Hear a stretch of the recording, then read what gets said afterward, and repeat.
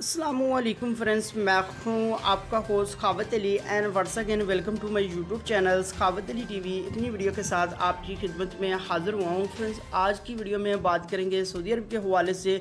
Saudi अरब में मुकीम गैर मुल्कियों के लिए अहम ख़बर सऊदी हुकूमत की तरफ से।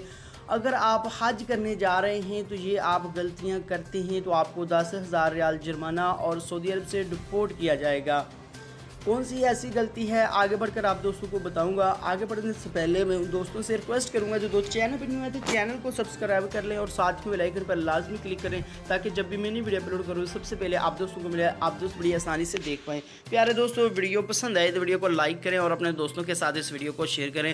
फ्रेंड्स, सबसे पहले तो जैसे आप वीडियो देख रहे हैं वीडियो को आपने लाइक कर देना है। दूसरे नंबर पर आपने इस वीडियो को अपने दोस्तों के साथ लाजमी शेयर करना है ताकि वो हज कर रहे हैं तो उनको भी पता चले। फ्रेंड्स, सऊदी हुकूमत की तरफ से तमाम गैर मुल्कियों को हज करने वालों को ख़बरदार कर दिया है। अगर आप तशरीह के बगैर हज कर रहे हैं तो आप पकड़े जाते हैं तो आपको 10,000 रियाल का जुर्माना और साथ में जेल की जाएगी। और आपके बस में होंगे, जैसे पहले का आप दोस्त जानते हैं बस में किए जाते थे और उसके बाद आपको छोड़ दिया जाता था, आप हज कर सकते थे।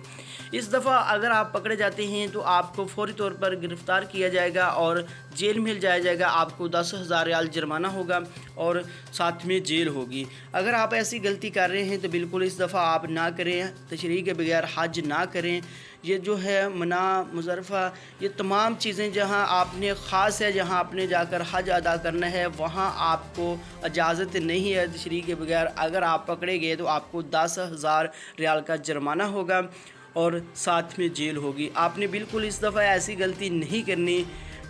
फ्रेंड्स, ये थी आज की वीडियो। उम्मीद करता हूँ आज की वीडियो आप दोस्तों को पसंद आई होगी। वीडियो पसंद आई है तो वीडियो को लाइक करें और अपने दोस्तों के साथ इस वीडियो को शेयर करें।